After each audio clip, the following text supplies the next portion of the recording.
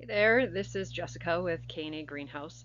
I have a short presentation for you today on the fast-growing trees that we have for sale in the 2024 season.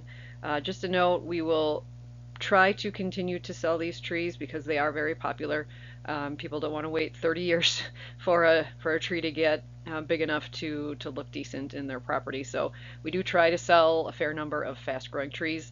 However, because of the industry, sometimes they just get taken off the market. So I do the best I can to try to get substitutions in, or if there's improvements on a tree, like a different variety, I will try to get those in as well. So without further ado, let's get started. All right, so before we get started, I wanted to go over what actually will designate a tree as a fast growing tree versus not. Um, there are quite a few trees on the market that are listed as moderate growers. We have a couple that are slow growers, like Katsura trees don't grow that fast. Ginkgo trees do not grow that fast. But we still sell them because they're very pretty trees. They're usually very resistant to diseases that are out there. They don't have a lot of insect problems. But the fast growing trees are what a lot of people come in to ask for in the nursery yard for good reason. And I'm sure if you've been gardening for a couple of years, or maybe you listen to your mom or your grandma talk about gardening, they may have said the first year they sleep, the second year they creep, and the third year they leap. If you live on a property similar to mine that has very heavy clay soil, I also have a sandstone ledge that in some places is like 18 inches below the surface of my soil. Usually the first 2 years they sleep, I don't really see a lot of growth. Sometimes, not so much with trees and shrubs, but with the perennials, I'll actually see them get smaller the second year before they put on more growth in the third year. So if you're like me, the first 2 years they sleep. The years 3 and 4 they will creep. And then the fifth year is when I see a lot of growth. They really hit their stride. The root system is decent, so they start to put on a lot more growth. So what exactly determines a tree to be fast growing? As I said, my soil type is very heavy clay soil. I don't amend my soil. I have 4 acres, so along the edges of the woods, the soil's a little bit better, and those plants do the 1, 2, 3 instead of the 1, 2, 3, 4, 5 years before they do anything. Sandy soils, you will need to water more often because they will, the soil just doesn't hold water as well. And if we continue to have droughty conditions, plants will struggle. So you'll just have to keep watering it a little bit more. Weather, of course, will affect it. If we have a really cold winter, it will sometimes cause dieback on trees and shrubs. Drought conditions, as I said, you'll have to water it a lot more just to give them a better start for that root system, especially the first 3 years that they're in the ground. The length of the growing season makes a difference, and we can't really do a lot about that just because we live in Wisconsin. So, we have suppliers out in Oregon State. Their growing season generally starts February or March, whereas ours, you can't really start planting until the end of April, beginning of May, depending on how long it decides to keep snowing here. And then our falls have been really nice because they've dragged out a little bit longer than normal, but even out west and down south, you don't really see a lot of winter in Florida. So that really makes a difference. Another factor is how much competition is out there already in your landscape. Some people will plan ahead and will plant a tree in their landscape because they have another established mature tree that is starting to show signs of dieback. Diseases just seem to be ravaging it a lot more, so they'll plant another tree kind of in the same location, so the mature tree will be competing with the smaller tree.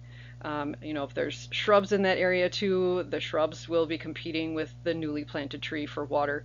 Not that I don't think you should do that, because I actually do that myself. I have a lot of mature walnut trees, and some of them are starting to come down. So I'm planting maple trees and other things, just so I don't have all of a sudden no mature sized trees. The wind will play a factor. If it's a windier area, it dries out the trees faster, which will eventually affect the canopy. It affects the tree's ability to make food, which will, if you make food in the tree, then it can establish better with the root system. So I have some friends of mine who live in a very windy area, and their plants take a little bit longer to grow. I'm lucky because, like I said, I live in the woods, so generally speaking, I have a little bit more of a buffer from the wind, other than when it's coming from the east, because there's no real trees there. It's just an open field, but otherwise I'm lucky in that regard. As I kind of touched on, how well the tree is cared for the first usually 3 years will affect how well it gets established, how quickly it gets established, and that will affect its life after that. So we generally recommend, if we don't get an inch to an inch and a half of water every week, you need to be out there with the hose, with gator bags, something like that, just to get the tree watered on a regular basis to get the root system established, keep it from having too much transplant shock. And then of course the tree's genetics. There are just some trees that grow faster than other trees. Quaking aspen, it'll be on the slides here. That's a native in Wisconsin, and it generally tends to grow really quickly. Silver maple, which is a very, what I call trashy tree, because anytime there's wind, you have branches laying all over the place. But they're starting to hybridize the red maple and the silver maple just to get a faster growing maple tree. So without further ado on that, I will stop talking about genetics and weather. We'll get you going on that list of fast growing trees you can plant. All right, so the first tree that is a fast growing tree is a river birch. You can see in the photos here in the slides, it does have that coppery, the peeling bark. It does have some resistance to the birch borer and the leaf miner, but you will still see problems if they're really stressed out. I feel like all birch trees will have some sort of problems with them. As I said, if they're stressed out enough, the insects and diseases will come into play. It's a very pretty tree though. A lot of people like the paper birch, which really doesn't do that well around here because of the borer. Namely, the borer will give you problems and cause early death in the trees. But the river birch is a little bit better option. In the name you can see river, so you know that it is probably going to need a little bit more water the first few years. I would err on the side of 1.5 inches versus 1 inch a week of rain or water from the hose. The fall color on these is yellow, so you get that nice kind of golden yellow color. And generally speaking, there are some other varieties like heritage river birch that we sell that will be a little bit more drought tolerant. So if you know that you live in a really windy area or top of a ledge or something, very sandy soil, I would err on the side of the heritage river birch versus this more native variety. I have a tulip tree next. That one is actually one of my favorites. It is a little bit harder to grow here in Wisconsin. It's a zone 5, so if you do live in a windier place, or there's some areas in Dane County more out in the country that are probably more of a zone 3 or zone 4, I would not plant this one because it will not make it through a normal Wisconsin winter. This past winter it probably would have been fine, but you just never know. We could get another polar vortex and then all of a sudden you don't have this tree anymore. The photo on the left hand side, that is the fall color, so it's kind of a golden yellow, almost orange color. And of course you can see the tree has not really been limbed up, so it has a very low canopy. You don't have to grow it like that if you want to get under there with your mower, or you want to put plants underneath it. You can definitely have it pruned up a little bit higher. The leaves on it, to me, almost looks like a shadow of a raccoon, just because of, you can't really see it in the photo I have here, but it looks not quite like a maple, but it does have that lobing. And then of course the flowers are what's really cool that a lot of people like. Their tulip tree is because the flower does resemble a tulip when it's in flower. All right, so Catulpa is one of them that I actually have on my property. It's growing probably about 5 feet away from what I call the grandma walnut tree on my property because it's the largest black walnut I have on my property. So this one will put on, at least for me, I had 3 to 4 feet of growth every year after the first few years. So it will fill in quickly for you. It is a fairly large shade tree, so you do need to give it a lot of space. The leaves on this are huge heart-shaped leaves that are, bigger. If you think of the huge hosta leaves, like on the big blue ones, that's about the size of the Catulpa foliage as well. Um, the white flowers bloom in generally early to mid-June, depending on the year.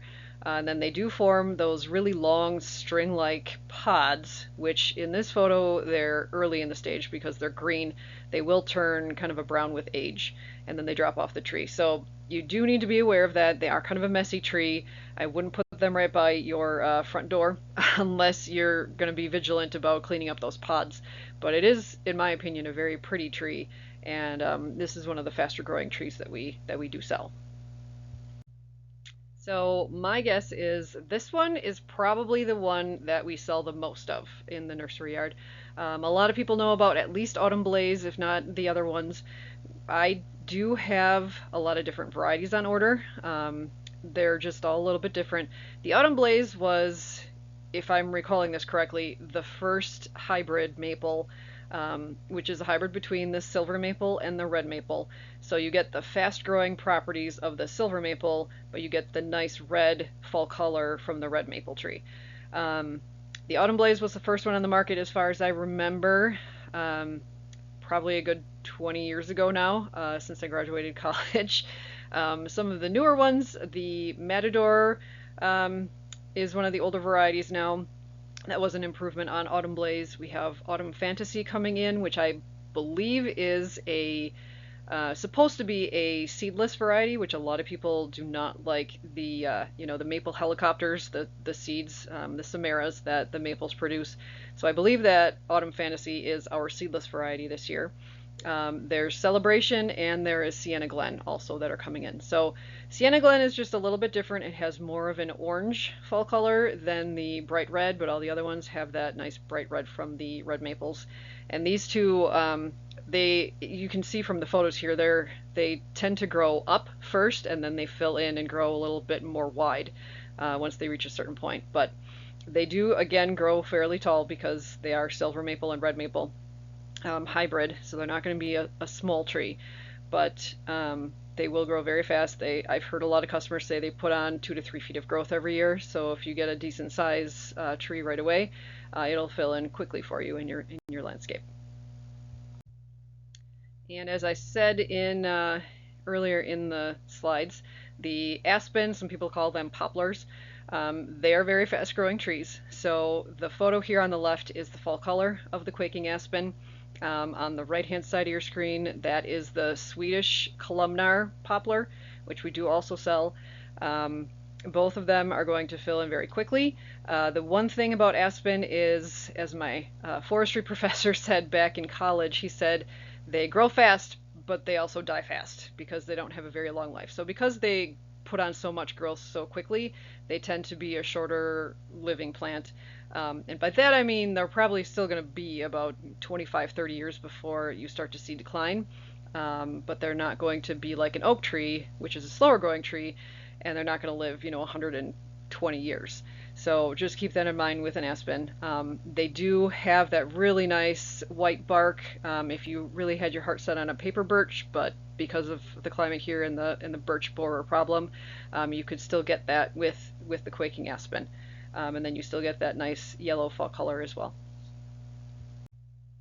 All right, so weeping willow is probably the #1 asked for tree when people are looking for a fast growing tree, just because it's been around for so long. And so many people generally know that the weeping willow is a fast growing tree. One thing with that is if it's windy, you will have a lot of branches to pick up. It's a very messy tree. But it is a very pretty tree too. You can see here just the growing habit, the structure of it. It has a lot of different weeping branches on there. Gives it a little bit different look than like that hybrid maple and the quaking aspen that are a lot more upright. So this one too, if you do decide to plant it, make sure you give it a lot of water the first few years. If you don't, you're going to have a lot of twig dieback and it won't be quite as pretty. until it does get established. But in the nursery yard, we have to water them 2 or 3 times a day in May through September, just because it sucks up the water so quickly.